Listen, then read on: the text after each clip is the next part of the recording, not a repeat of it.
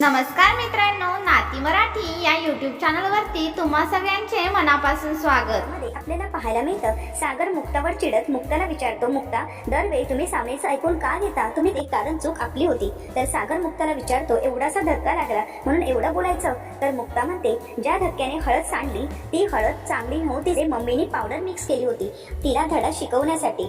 तर हे ऐकताच सागरला धक्का बसतो. मुक्ता म्हणते, मम्मीच्या मनामध्ये सावनीविषयी राग आहे, तो मला कळू शकतो सागर, परंतु ही शिक्षा देण्याची पद्धत नाहीये.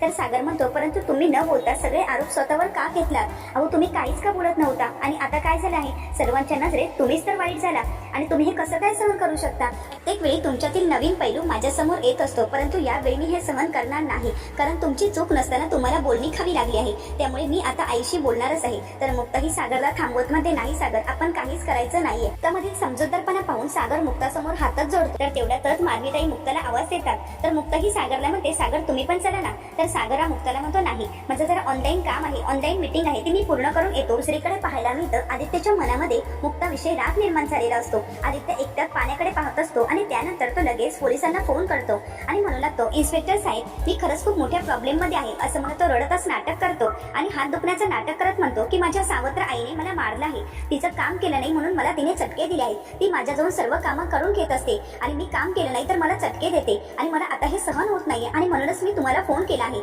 तर ते विचारतात की तू कुठे आहेस? तर तो म्हणू लागतो की मी सागर कोळी यांच्या घरी आहे. काही सावनीला हळद लावणार तेवढ्यातच तिथे पोलीस आलेले असतात आणि ते मुक्ताला आवाज देतात. पोलिसांना तिथे आलेलं पाहून सर्वांनाच धक्का बसतो. तर मुक्तालाही धक्का बसतो आणि मुक्ता ही पोलिसांना विचारते, काय झालं इन्स्पेक्टर साहेब? तर पोलीस म्हणू लागतात, मुक्ता कोळी तुम्हीच आहात का? तर मुक्ता म्हणते की हो, मीच मुक्ता कोळी आहे. तर इन्स्पेक्टर साहेब मुक्ताला म्हणतात, मुक्ता कोळी, तुमच्या विरुद्ध आमच्याजवळ पोलीस कंप्लेंट आहे. तर मुक्ता विचारते की कोणी केली आहे? तर पोलीस म्हणू लागतात की तुमच्या सावत्र मुलाने तुमच्या विरुद्ध पोलीस कंप्लेंट केली आहे की तुम्ही त्याचा शारीरिक आणि मानसिक छळ करत आहात. मुक्ताला धक्काच बसतो. मुक्ता म्हणते, नाही साहेब, असं काही नाहीये, तुमचा कदाचित गैरसमज होत आहे.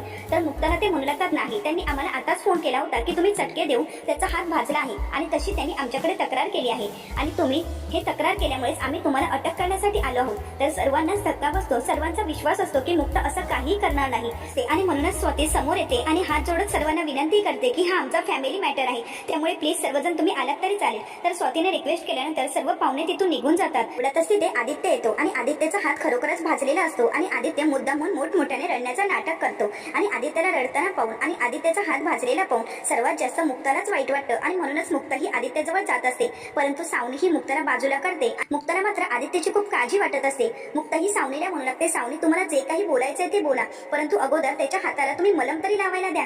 तर सावनी म्हणते, काय वा, म्हणजे हात तूच भाजायचा आणि त्यानंतर मलम लावण्यासाठी तूच पुढे येणार आहेस का? अगं एवढी नीच व्यक्ती मी कधीही पाहिली नव्हती. अगं तू लहान मुलाला सुद्धा सोडलं नाहीस, त्याला तू चटके दिलेस आणि माझ्या मुलाला चटके. अगं तुला काहीच कसं वाटलं नाही? परंतु इंद्राताईंना हे ऐकून धक्काच बसत असते. तर दुसरीकडे पाहायला मिळतं की सागरची मीटिंग चालू असते. तेवढ्यातच तिथे सई येते आणि सागरला म्हणते, पप्पा चल, बाहेर चल, पटकन चल. तर सागर म्हणू लागतो, सई बाळा, अगं 2 मिनिटं थांब, माझी मीटिंग तरी संपू दे. सई मात्र काही ऐकायला तयारच नसते. तर सागर हा सईला म्हणतो, सई बाळा, आता जर तू मला त्रास दिलास ना तर मात्र मी मुक्ताईला नाव सांगेन. तर सई म्हणते, मुक्ता आई?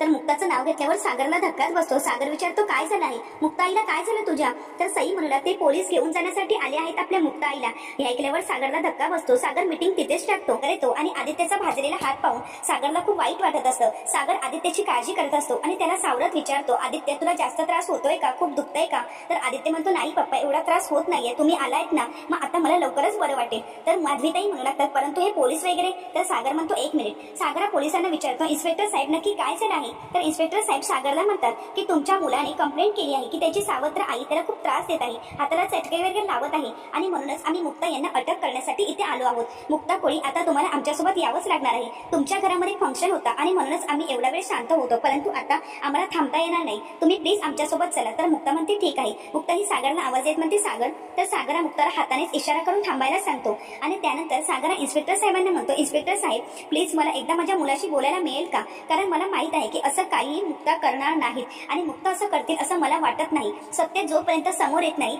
तोपर्यंत आम्ही मुक्ताला घेऊन जायला देणार नाही. तर इन्स्पेक्टर साहेब म्हणतात परंतु त्यासाठी आम्ही आहोतच ना. तर सागर म्हणतो परंतु मी तुम्हाला रिक्वेस्ट करत आहे त्या मुलाशी मला प्लीज 2 मिनिटं बोलू द्या. तर इन्स्पेक्टर साहेब सागरला परवानगी देतात. सागर आदित्यला विचारतो आदित्य आता मला सांग मुक्ताने तुझा हात कसा भाजला आहे. तर आदित्य घाबरतच म्हणतो ते आम्ही दोघे बसलो होतो तेव्हा त्यांनी. तर सागर म्हणतो हो परंतु कसा. तर आदित्य म्हणतो गरम पाण्यात. सागर म्हणतो हो परंतु त्यांनी कधी बुडवला आणि कसा काय बुडवला आहे. तर आदित्य घाबरतच म्हणतो ते आम्ही इथे 2 जण बसलो होतो त्याच वेळी त्यांनी माझा हात. तर सागर म्हणतो हो परंतु त्या तुझ्यासोबत कधी बसल्या होत्या कारण एकतर त्या माझ्यासोबत होत्या आणि त्यानंतर हळदीच्या कार्यक्रमामध्ये बिझी होत्या त्यामुळे तुझ्यासोबत बसायला त्यांच्याजवळ वेळच नव्हता. मग त्यांनी हात तुझा कधी भाजला आहे. आणि हो मला एका प्रश्नाचं उत्तर दे त्यांनी हात धरून बुडवला त्या पाण्यामध्ये की तुला सांगितलं होतं. तर आदित्य घाबरतच म्हणतो की त्यांनी मला सांगितलं होतं. तर सागर म्हणतो त्यांनी सांगितलं आणि तू हात बुडवलास परंतु मला सांग त्यांचं कधीपासून तू ऐकायला लागलास कारण आजपर्यंत त्यांचं तू कधीच ऐकलं नव्हतास. नेमकं काय घडले ते आदित्य खरंच सांग. तर आदित्य खूप घाबरून गेलेला असतो. तर सागर आदित्यला म्हणतो आदित्य तुला खरं सांगावंच लागेल कारण त्या तर इथे होत्या आणि त्यांनी तुझा हात जर भाजला असेल मग तेव्हा तू काहीच बोलला नाहीस आणि जेव्हा तुझा हात भाजला तेव्हा सुद्धा तू ओरडला नाहीस. मग पोलीस आल्यानंतरच कसं काय ओरडलास. मला खरं सांग आदित्य हा हात नक्की कोणी भाजला आहे.